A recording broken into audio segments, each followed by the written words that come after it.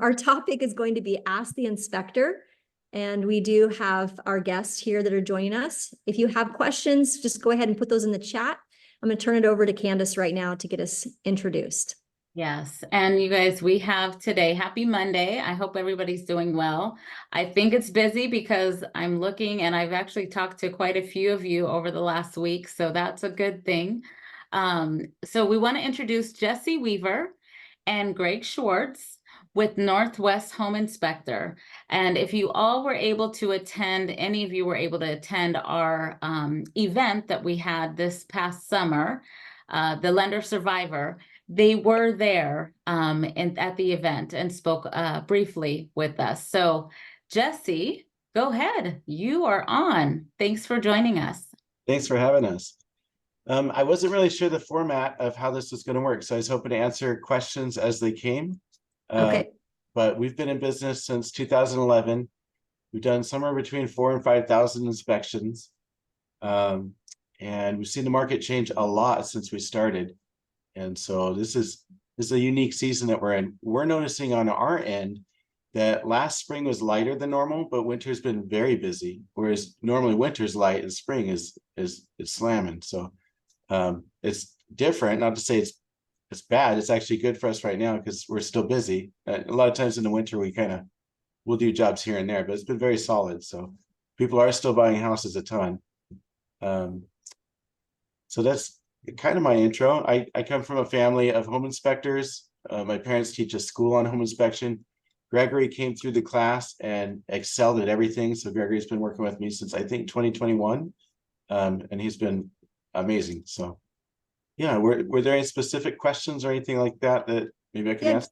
Give us a little bit of more of the background. So what made you decide to get into inspections? What did you do before? Sure, yeah. I did a remodel in my late teen and early 20 years. And then I went into marketing because the industry kind of got shaken up. And then for a while I did that. And then about 2011, I quit the marketing company and went back into inspections. My mom and stepdad own a home inspection company and they needed help. And so I worked with them or for them for a while. Then I broke off on my own. Since then, they've evolved into a home inspection school. So a lot of local home inspectors have been trained by either them or me or both because I'll do their field hours. To become a home inspector, you need 120 hours of classroom and then 40 hours of field hours. So anyway, if you've worked with a home inspector at some point, we may had already known who they were. So we have a massive network of home inspectors, in other words. That's awesome. So where is your service area, Jesse? Like how far north and how far south? And I mean, we span the entire state of Washington now into Idaho and into Oregon. So we obviously have quite a large group and our recording is going out to all of those people where if they wanted to hire you or hire your company, what's the service area of your inspectors? How did you get That's a great question. So Greg is out of Montesano, so down south from where I'm at. I'm near Tacoma and Puyallup.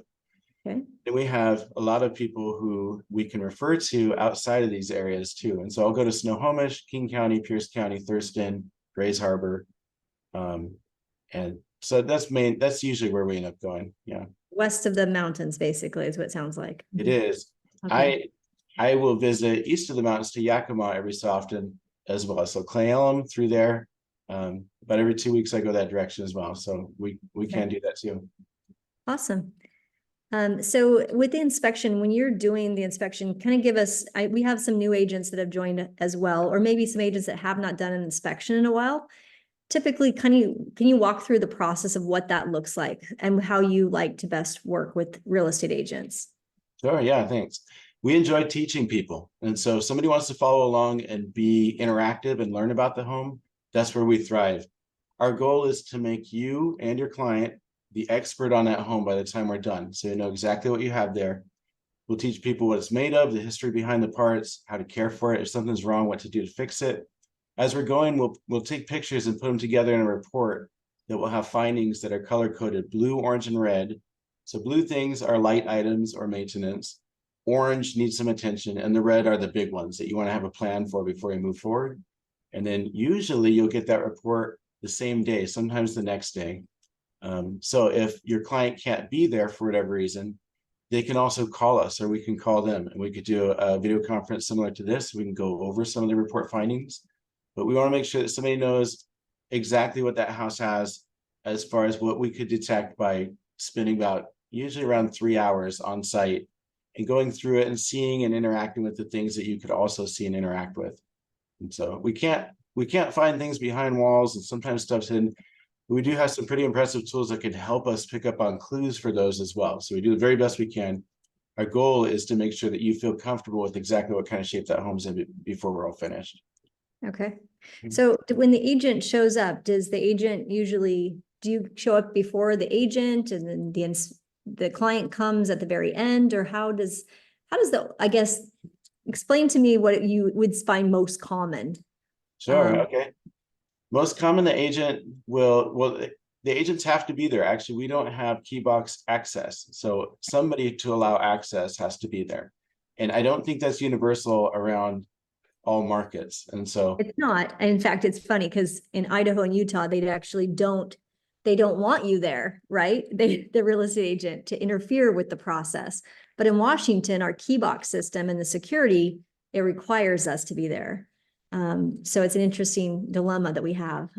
So then how does that work then? Do you wait for the realtor to let you in, or you get early and get started on it on the outside? How does your company handle that? usually we start on the outside. So it's typical. I'll just go from the top. So a client will hear from their agent that they need to call a home inspector. And sometimes they'll get a list of people they can call, or they'll find their own. And at some point we'll get that phone call. And if we're a good fit, then we can schedule up the client from there. Okay. And we'll interact with the agent as well and let them know what date and time we picked. And on that date, we try to get there early. We'll start on the outside and we'll go around the exterior. We're going to look for flaws in the siding and, see how things are holding up. If it's a newer home, a lot of what we do is build kind of like an owner's manual for the home. And so you still have content in your report on how to operate the home and keep it in the best condition, what to look for over time. And we really want to know your goal. And so when I say you, I mean the client, but everybody collectively, because sometimes they'll be wanting an investment, or sometimes they need turnkey. Sometimes it's brand new construction and they want to know what to ask the builder about. And so once we know what your goal is, we know how to build your report. And so if you're not there, or if the client's not there, I keep saying you are out of habit. If the client's not there, then we will work, so what's typical, a lot of times the agent will say, okay, you go ahead and do your part. I'll be in the kitchen or wherever and catching up on some work. And we'll walk around the house and fill in our report, our digital report, as we go. And then at the end, if the client shows up at that point, we can recap with them. Or if it's off-site, we can talk to the client at a different point and tell them what it is we found. That's a really streamlined way to do it. And so if we want to go a little faster and the client's not there to ask questions, it speeds things up. But we usually don't get phone calls when the client is there for the entirety of the inspection. We teach them about everything, and we get really good feedback for clients who want to learn, who show up to that part. That's kind of our secret sauce in a way. People really enjoy that. And so that it's more of an experience when people do it that way. Does that all make sense? Yeah, no, it sounds very familiar. So I've done, like you, I've done thousands of inspections, and that seems to be the flow. It's important to have your client there, is what I'm hearing you say, because it's less time for you to have to do it, explain it to me, and then explain it to them, and then all of the other people. So it's actually better if you can have the decision makers there on site for the inspection as well, or at least zoomed in so you guys can, talk when you're in the structure and actually seeing the defect or the maintenance item. Honestly, I think sometimes when you get the reports that you guys put together, or from any inspector from that matter, you tend to say it looks worse on the report sometimes than when you're actually there in the property, or you're having that conversation when you find the finding. So I think that's a good tip that we can take away today. Sure. Yeah. So is your company doing more seller procured inspections, or do you find it's kind of like for buyers, sellers, or about both? Is that what you're seeing right now in this industry? Yeah, that's a good question. So when I very first started, I used to try to market with pre-listing inspections. And I had several realtors, and this back in 2012, 2011. I had several realtors say, we don't want to know what's wrong with the house. We don't want a pre-listing inspection. That makes us more liable, and we prefer not to have those. And I had a hard time selling that. All we did was pre-buyer's inspections, which is the traditional home inspection. If you want to buy a house, know what kind of shape it's in, you'll hire somebody like us, we'll just tell you about it. And then, maybe 3 years ago, after COVID, when homes started selling even more, I thought that was going to do something different in the market. It just made it hotter. Then we noticed that there was so many multiple offers and cash offers going to homes that a lot of people were waiving the inspection. And we were losing some of that market share for the pre-buyer, and it was turning into the pre-listing. So the word kind of got out that if you have a home inspected before you put it on the market and you show that inspection report to be kind of upfront and honest about what that home has, or show receipts that you address the things, people will often want to pump up the price with more confidence because they feel comfortable with the home, especially if they can't get a pre-buyer's inspection. So those became our bread and butter for a while. Those were going more than what we traditionally did with the pre-buyers. And now we have a mixture of both. And so now it's more pre-buying, which is fine. That's what I'm used to. Those are great. And the pre-listing ones are still there, and they come back during the busy season. So in spring, right now, there's multiple offers going back out. I don't know if everybody's aware of that, but we're hearing, there's a buzz of we're going up against this other buyer and they're waiving their inspection. We're trying to get an inspection. Can you hold a spot for me? I don't know if we'll get it. So it's February and we're already getting those phone calls, that's a good thing. It means the market's moving, Yeah, you guys are doing one for me on Tuesday, I believe, for one of That's our. right. Thank you. Yeah. Yeah. We're expecting multiple offers. I mean, we're, as a listing firm, we're preparing for virtual photography. And one of the things we want to make sure we unpack would be what's, if anything with the house. I'm sure there's always going to be something that comes up, but having that pre-inspection done, it alleviates some of those negotiations that take place when there is multiple offers. You can kind of fast track your transaction that way. But you want to pick somebody reputable. That's why I picked you guys, because you've got the experience. You don't want to have a pre-inspection done when you represent the seller for somebody that maybe hasn't been doing it very long, or that they don't have the experience to be able to call things out in a professional way, or the reports are so hard to read. That's what I found a lot of times is like, they did an inspection, but that means nothing because it's either a garbage inspector, or it's the report is so hard to read that makes the house look horrible. So you kind of need a good inspector on hand like you guys to help with those types of seller procured inspection reports. That brings up a good point. So you're definitely doing the buyer and the seller ones. What are some common things that you maybe re-inspect that you have to go back out? What are some things you can think back in the last month or two where you've had to go back and check something? Attics and crawls. And so nobody looks in their attics. Nobody looks in those crawl spaces. Okay. And a lot of times, unfortunately, it's just the way it is. A lot of times the work isn't done completely. And we come back and it throws a big it makes things a little bit trickier or more anxious at the very end. So somebody will hire what we've seen, more often than not, somebody will hire somebody to clean out the crawl space and they'll charge them for it and they'll say it's done. And if you look just inside, you can say, yeah, this looks great. But when you go inside and go around a corner, they shoved everything into the corner, or they didn't do the whole thing. You come out and say, well, we still got some work to do. And they go, we're closing tomorrow. Oh, so oh, geez. Sometimes that happens, just so you know. But and then the attic's another one where if they've got to clean some mildew off the sheeting or something like that, we can double check on that. A lot of other things, sometimes people can just see if it's done or not. You can see if the panel's been replaced, or if they got receipts, that kind of thing. But attics and crawls, you should always get checked on. If you ever hire anybody for any reason for your house, tell them you're going to have a professional home inspector look at it as soon as they're done. Even if you're not, they'll do better work. They'll clean up. They know they have to be accountable. So just a tip. Oh, that's a great tip. Yeah. Yeah, absolutely. And what top things do you uncover if you unpack the property? I mean, I know one of the things I think we talked about a couple of weeks ago on one of these Monday night webinars, Jesse, is that they loved, we have like a cheat sheet with like things that are typically in the 1970s that we kind of look out for, and 1980s and kind of 1990s. You got the LP siding that sometimes comes up, right? What are some things, or what would you say would be the top things that you find when you're inspecting a property? Well, actually, you're on the right track. So the different eras have different things that are inherent to those time periods. Today, I did a home from 1915, and they have knob and tube wiring, which in itself isn't necessarily bad. We did that for a long time. Electricians did.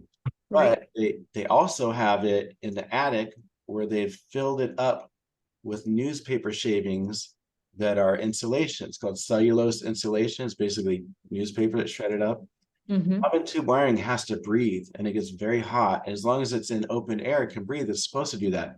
But when you cover it up with newspapers, that's a hazard. And so today's inspection, we have to let the client know, I would not move forward until you have a plan for that attic. You have to, know that that's a serious thing. So there's things that usually I can't even say it.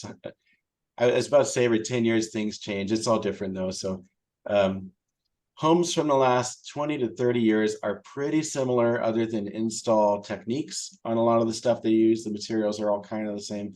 Before that, you get into different plumbing things so in the 80s and mid 90s, polybutylene plumbing was really popular. It's like this gray plumbing that kind of noodles around. It's like plasticky rubber. But it'll break. They found out it bursts, and so they recalled it. But a lot of homes still have that. And so, especially mobile homes, if we hear of a mobile home from the 80s or 90s, first thing I say is, did you look to see if there's gray plumbing in there? Because that's something you want to know about, Okay. And then the siding, LP siding, I think you just mentioned that. Yeah. Louisiana Pacific is wood particle chips. It's got borates and resins and glues and waxes and tannins, all these things. And it's a mixture pushed to look like wood, but it's actually particle board. And it has borates in it, and the borates don't allow it to rot, but they have to stay in it. And so if you don't paint it often, especially in Western Washington, it can swell and the borates will leach out, and then it'll rot and it'll fluff out and turn it into a sponge. So in the 90s, I think 96 or 7, they got sued, class action lawsuit, and they had to pay a bunch of people for new siding, and people either kept the money or they changed their siding, or they didn't do anything and missed out. But that's over now. So now when we find a home, and when they did that, they changed the product and they call it smart siding now. So it's a little different. They basically said repaint, recaulk every 5 years, which is a lot. And if the homeowner doesn't know that, and they had a home for 15 years, we show up and say, all right, well, we have siding that's swelling pretty bad, and you're going to need to get this looked at closer by a siding professional. Don't be surprised if they say these areas need to get replaced. These are the things we'd recommend to do today. Today, Hardy Plank, James Hardy Company, is a really popular alternative. It's like a cement board. So anyway, we'll give them our opinion on that. But if they have first generation LP that has failed, that will come up as a big expense on an inspection. And that wasn't that long ago. That's mid 90s that you'll have that. And if you find it today, or if you have the more modern version, but haven't taken care of that either, that'll still go bad on you. So people just don't know these things, Oh, that's great. Jesse, Electrical panels? Can I say something? Sure, go ahead. Jesse, do you want to talk about the difference between a brand new house and a house that looks brand new, but that was flipped? And that they both look the same, but there's a big difference between the two. That's a great point to bring up. So flip, as soon as I hear the word flip, both Greg and I go, oh, okay, like our radar's up, So on flips, a lot of times they make beautiful quartz countertops. Everything looks gorgeous. Anything you could touch and feel and interact with. Oh, it's premium. I love this. LVP flooring. This is so nice. But a lot of times if you get into the attic and the crawl, you look at the furnace, the water heater, the electrical system. Those are things people don't typically look that far into. And if those haven't been addressed, then these are the ones where it's just how it is. Sometimes we see people just get sad. They're excited for this house. Oh, it's our dream house, this neighborhood. We love it, the school district, everything. but it's got to be turnkey. We don't have any money to fix it, and they're not going to fix anything either. Okay, well, we do have these things that are, this is what you're looking at, and they just, okay. So sometimes flips just on the surface are gorgeous. But a lot of times you got to be very diligent to make sure that the core of the home is safe, you know, for somebody to move into. Yeah. So how do you do that, Jesse? Like when you have that exact situation, I've had that happen before, and the homeowner or the future homeowner is going to be there in the room, and I've written the deal, right? They beat out a few other offers to win, but it's subject to inspection. How do you kind of couch that so that they are not like so frustrated that they want to back out?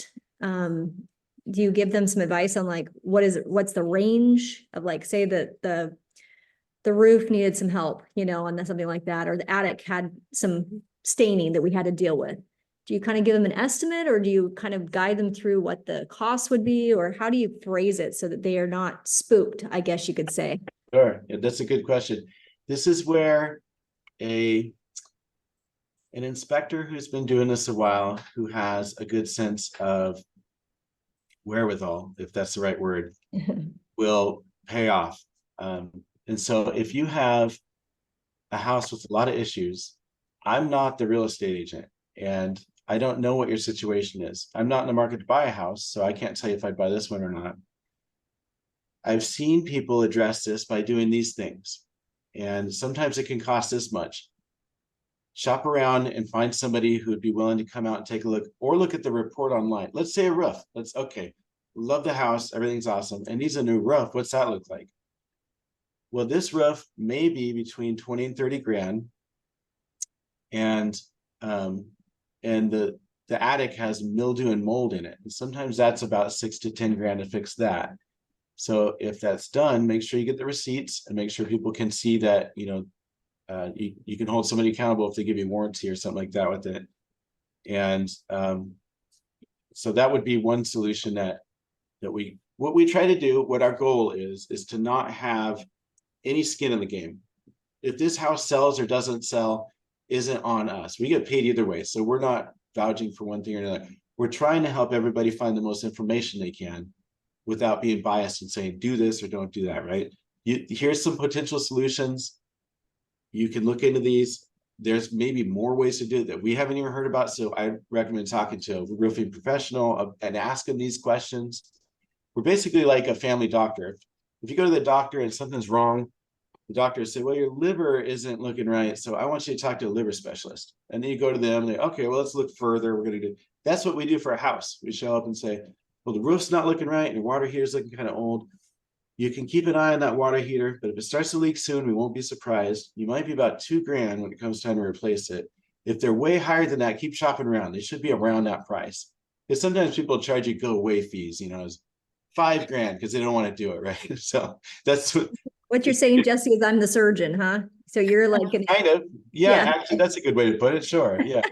I got to go in and do the surgery after you get done and put them all back together and make sure that they've got the deal negotiated in a way that it makes the most sense for their purchase. So that's good. It's true, yeah. What happens? Rachelle, I Yeah, have, whenever you're ready, I have some samples of knob and tube and the polybutylene plumbing. Whenever you want me to show that. Let's go ahead and see some of that. That sounds fun. Thanks, Gregory. So this, can you see, is this in the center right here? Go ahead and share your screen on the bottom. Oh. Or your video. So, you can't see me, eh? No. I cannot see you. I see a black. Oh, well, I'll work on that, and then when I get it, then you can come back to me. I don't know why that is, but how do you investigate concerns related to like settling cracks visible in the garage? Sure, yeah, that's a great question. We get asked that a lot. So the slab in the garage will get stress cracks just from drying. When concrete dries, it'll crack, and that's normal. And a lot of people say, hey, we got cracks in the garage or the drywall, and we're worried about it. So we think of the house as the whole system. So if we see excessive moisture around the yard in an area, and then we go inside and the doors and the windows aren't lining up quite right, and there are cracks, there's several of them, if they're bigger than about 1/8 of an inch, Then we started to say, you may have, after several clues, you may have movement here. And so it'd be a good idea to talk to foundation specialists and figure out and ask them if all this marshy land right next to you may be part of that. So there's stress cracks from slight settling and little things like that, which are usually, that's pretty normal. It's not a bad thing necessarily. And concrete drying will crack, like your skin gets dry, it cracks, concrete does that. But movement is very distinct and usually has a certain, what we're used to seeing it, but usually has a certain look to it where something shifted, it's a lip or a crevice or something with actual separation. When we see that with several clues pointing towards the same thing, that's when we say, okay, let's pay way more attention to this. And that's when we'll consider it potential movement. I figured it out. There you All are. right, Craig. Okay, so this is the knob. So, and this is the tube. So this is why it's called knob and tube. So the wire would be secured in here and then nailed to a stud. And then the tube goes through a piece of wood to isolate it. So this is made of a ceramic, so it won't conduct electricity. But it has to cool, the wire has to cool with free air. It does get warm and it's supposed to dissipate the heat without being covered by insulation, because when they came up with this, they didn't really insulate homes at all. So, and then, right. It's more. And this is the polybutylene pipe that has, it's gray, and it usually leaks from the fittings, not in the middle of the pipe. So I think it's the chlorine in the water will corrode the fitting. And then these are the modern pipes, the PEX, you know, red, blue, and white. And then this is the galvanized, which look, you know, it has that corrosion. And then when you look down the pipe, you can hardly see, right? It's almost completely occluded. Right? The pipe has so much rust in it that that's why you get low water pressure with these old galvanized pipes. And these ones usually leak from the fittings. The threads are the weakest point, and then the worst time is when it starts to leak from the middle of the pipe. I've only ever seen that a couple times. And then the copper one is the one that looks like it has copper, but when it oxidizes, it goes green. So this was the pipe that was used after galvanized and then before the PEX. So when you see the plastic pipe that's blue or red or white, that's the modern pipe. And is the modern pipe gonna bust after a certain, I mean, when I hear plastic, I think breaking over time. So it has a certain amount of flex. So if it were to freeze, it's much more resistant than copper.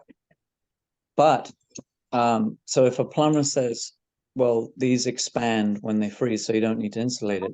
But now you don't have any water, so you should still insulate these pipes. They're kind of rubbery too. They're not a rigid plastic so much. They kind of go around corners and such. So yeah. Okay. Yeah, no, that seems to be the best, you know, with even the new construction, they're doing that type of oh, we got people putting your phone number and email, they're helping you guys out. oh, look at this. We got some fans also. So it was a surprise on who was going to be joining us today. So we got some and then happy people. One more thing, and then I'll be done. You know, I collected these things. It took me a while. So this black pipe is the ABS pipe, which is the new pipe that they've been using since the 70s. But it's glued together. The glue welds the pieces. It melts the plastic together. So it's very durable. And just before that, they would use the cast iron that has a lot of corrosion in it. And that was used, you know, from the 20s, 30s, 40s, for a long time, but they only really last about 50 years. And that's why you get drain clogs, is because they then change the rules so that they have long sweeps on the drains instead of these tight turns. So that's why you get lower water pressure and more clogs on an older home. Nice. I have another person that texted me, they want to know about commercial. How is commercial plumbing done? Is it based on the year, just like residential, or do you guys find there's differences there when you inspect commercial properties? Shall I answer that? If you'd like, go ahead, yeah. Okay, then, so they also, there might be a mixture still of copper being used. It might be a requirement to have copper, but they would probably also use PEX. Sometimes they have PEX for certain runs, and then they switch to copper in the bathroom because it's rigid instead of it being flexible, so that the fixture doesn't move. They also use they use PVC, which is white. It's thicker. It doesn't transmit noise as much. It's more expensive. And then they also have a modern version of the cast iron, which comes in 5-foot sections or something. And you can hardly hear the water running at all. So commercial, that's where they still use cast iron and copper as well. Well, it sounds like you guys don't miss a beat. I mean, I think one of the questions I had here for both of you would be, what happens if the inspection, that one of our inspectors misses something and the deal closes? Is there any kind of guarantee or any kind of, what is the homeowner's responsibility at that point if something's missed? That's a really good question. So Washington is a regulated state for home inspectors, which means that we have to adhere to the state standards of practice. There's RCW codes that will say exactly what we should do. And any licensed home inspector has to do that as a minimum. If we haven't done that, then we leave ourselves open to liability. And you could ask that home inspector to make things right, or maybe talk to somebody who knows about the law and see what your options are there. If we have done that, that's in our contract, and any home inspector is going to have your client sign a contract. That contract says we can only see and interact with the things that are easily seen and interacted with. We can't see behind walls, and we can't predict the future use of things. We all go above and beyond that with our own mixture of what we feel brings the best value. So we use thermal infrared, moisture meters, drones, sewer scopes, everything we can get our hands on to make sure you get as much information as you can. That's not required though. And quite honestly, if you do that wrong, you make yourself more liable, because you can open yourself up to misdiagnosing things. And so not all the inspectors do that. Also, insurance is optional. Errors and omissions insurance isn't required for home inspectors. At least not where we're at. Which means if a home inspector misses something, you'll have to be made whole again. And whether or not you can have them be self-insured and they just pitch in out of the kindness of their own heart, or if you sue them and win, then collect, is different than if they have an errors and omissions policy. And that'll kick right in. If you're found liable, they'll pay it for you, and our premiums would go up if that happened, but that's why it's there. So if you're in a state that has unregulated home inspectors, or both, really, whether they are or not, there's organizations that will make us also adhere to strict code of conduct and knowledge. ASHI, American Society of Home Inspectors, is the oldest one. They've been around forever. And then NACHI, International Association of Certified Home Inspectors. Those are both excellent. If you find an inspector that belongs to either of those, that means they've gone above and beyond to be the best inspector they could be by joining one of those organizations. If there's an unregulated state and they don't have either of those, I would be very skeptical of that inspector. That could be anything. So whatever you do, read the entire contract before you sign it. And if you're comfortable, that'll tell you what happens if something's missed, what the recourse is. For us, for instance, if we miss something, it has to be outside the state standards of practice. So, or within that, if we miss something in there, then it says that we'll see and that we'll together work with an arbitrator who is familiar in home inspections to find a solution, and we'll go with whatever decision they come up with. And so that's our remedy if you work with us. But they're probably very slight variations of that or different flavors of that for most home inspectors. That's typically where our liability comes in. Did that answer your question? Totally. That was great. That was super good. Okay. So got another question for Greg, and then it looks like somebody chatted. So we are open for questions now. So go ahead and pop a question in the chat if you have one that you're wanting to ask these guys. I'm curious because Greg brought some fun little props tonight. That was great, Greg. We Yeah. enjoyed that. What is the craziest thing you've seen in a house? That's easy. Okay, easy. A tent with a homeless person What? that was Inside that the house? that was using the top floor as a bathroom, and it was leaking into the bottom floor. So when I walked in, I didn't know that until I went upstairs, but I thought, well, there are a lot of rats in here or something. And then I pieced it together with the help of the realtor that that's what they were doing. They were peeing onto the my ceiling. gosh. Wow. So that happened the other day. So that's the top crazy story. Yeah. Greg, I so good. didn't have to inspect the tent. So that was Just, you can't top Yeah. that one. I don't think I can top that one. There's no way.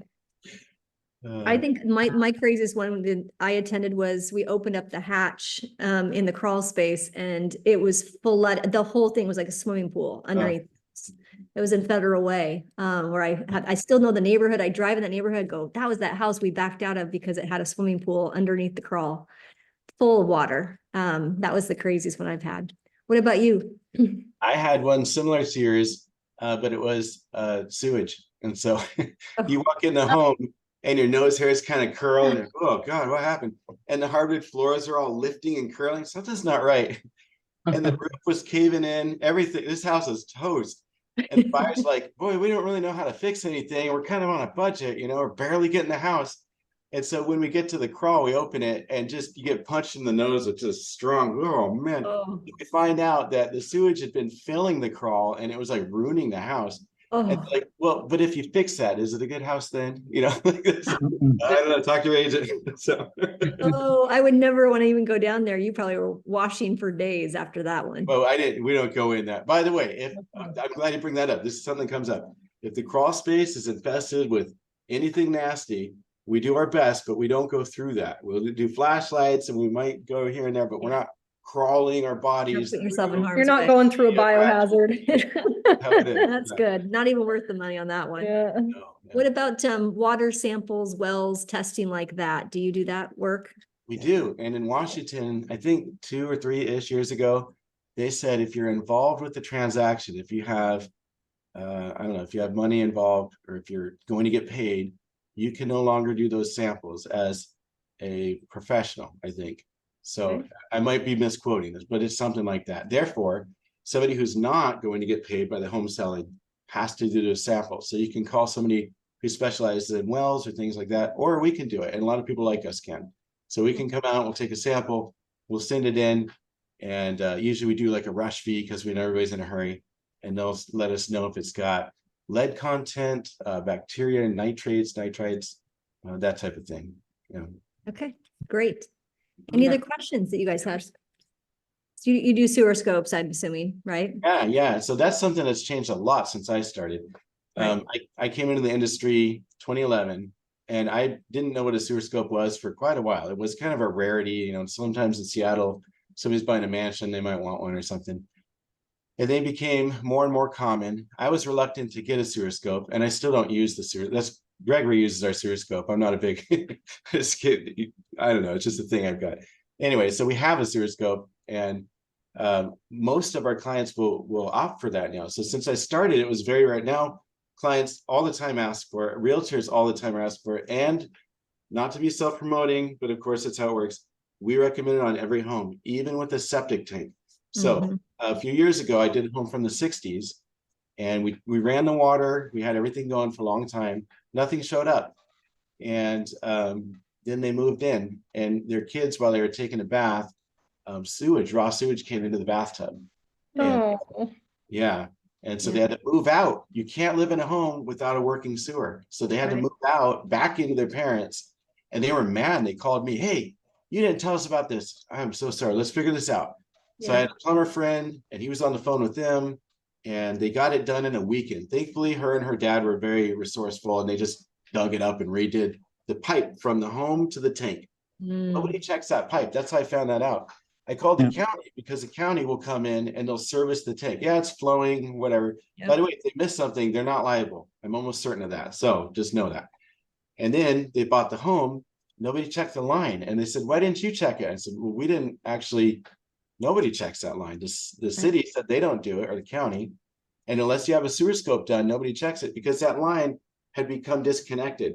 And so it slowly built up and backed up into their house. Yep. So sewers, especially older homes, sewers can have, you know, broken lines or roots or different things like that to get in the way. But septics also can back up, which is also something you can't live in a home with. And Greg's actually our sewer scope expert. So Greg, is there anything you want to add to that or anything I missed? Yeah, with all his props that he has in his bedroom. Yeah. And here is some sewage. It takes 3 different people to get a good inspection on a septic tank. So the guy that pumps the tank, he will find the lids, dig the lids out, and then he might look in the tank to see if it's cracked or if the inlet baffle is okay. But he won't look at the pipe that comes from the house to the tank. That's what a sewer scope would do. And then the third person is the city that traipses around the yard to see if the drain line, if the drain field is flooded. So they don't really do any scientific testing. They just walk around to see if it's muddy. If the house hasn't been used, that's not a very good test. And then they'll write down how many bathrooms it's permitted for, and then how many bedrooms. It's not a question of bathrooms, but bedrooms. And then also if there's a garbage disposal. So and then but don't forget, they'll make sure that lid is screwed down. That they do that. Yeah. Right. And so it takes 3 people to get close to knowing exactly what's going on. The last component would be a septic company doing a flood test of the drain field, where they try to see if the drain field can handle a certain amount of gallons per minute. So when you flush a toilet with debris, it goes into the tank and the solids fall to the bottom. And the water floats on the top. So the solids is what the guy pumps out. But every time you run a faucet, that water will run out a pipe into the yard, into a series of pipes.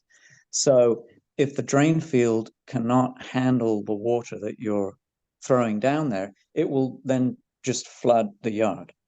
So I think it takes at least 3 people to get a very good idea if the septic is going to work. Perfect. Thanks, I think the last question is pests, termites. That's a whole nother class. You know, on doing the bugs. We'll have to have you guys come back and maybe teach us a class on that. But I mean, termites, they don't exist in Washington. There's different types of bugs. Is that correct or is that not correct? That's not correct. Yes. So we have termites. We We have subterranean termites, and they're in pockets in certain cities. Tacoma, Auburn, Seattle, they all have termites. And then we have dampwood termites, and they will migrate onto something wet and leave when it's gone. Then we have ants. We have moisture ants and carpenter ants. They'll come in when there's moisture, and then if the moisture's gone, most of them will leave, but you still want to treat for them.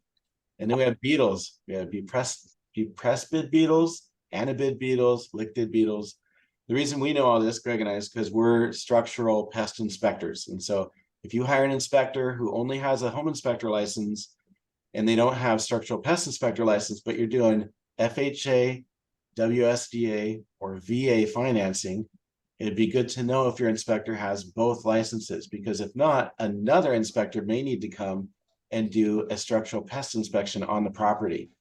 Some states require that for every VA loan. Our state, to my knowledge, it depends on the appraiser. If the appraiser thinks that it may be there, they'll call it out. Sometimes they don't even know what a pest inspection is. They'll see rats or mice and say, it needs a pest inspection. That's not what a pest inspection. Structural pests are wood rot and termites, carbon, all those things I just mentioned.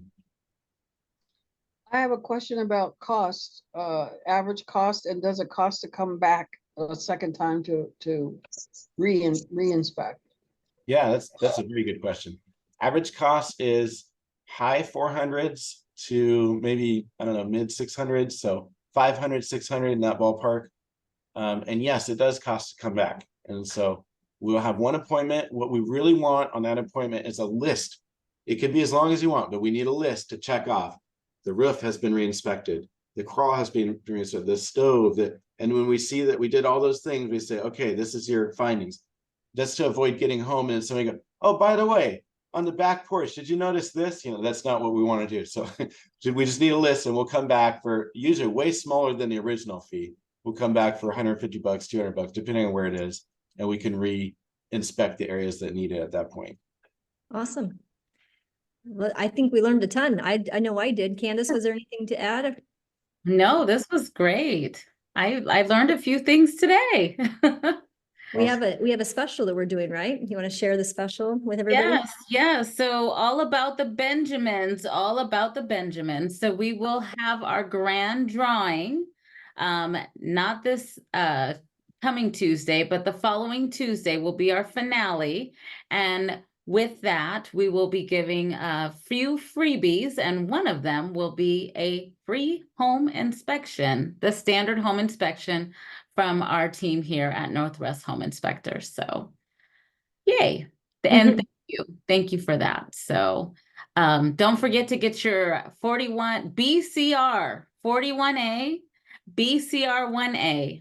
It has still been brought to our attention that some are not using our Best Choice Realty forms that have been reviewed by an attorney. And there's extra added protection for our firm, us, our clients, and our broker owners. So please use our BCR forms. That's the BCR 41A and the BCR 1A. We even have a place to put you guys too. We actually have a drop-down menu now. So that's really, really nice. Yes. So we have to If anybody disclose. is having a hard time filling them out, finding them, please reach out. I'm here to support. Let me know. We can walk through that process. They're in express forms as well. So really easy to use. So send your forms in to support so you can be entered into the contest as well. We've got 2 weeks left, guys. All right. Thanks, Candace. Thank you so much, you guys. We appreciate all your support. Have a good night. Thank you. Thanks so much, Jesse and Greg. Thanks for having us. All right.